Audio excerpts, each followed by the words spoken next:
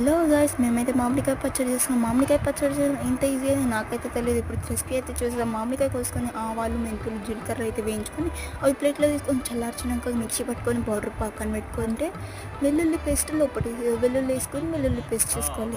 ఇక మామిడికాయలు అయితే ఉప్పు, ఇప్పుడు చేసుకున్న పౌడర్ ఇంకా వెల్లుల్లి పేస్ట్ కలిపి మొత్తం కలుపుకోవాలి. ఇంకా దాని తర్వాత మామిడికాయలో కొంచెం ఆయిల్ పోసి ఇంకా మొత్తం కలుపుకోవాలి.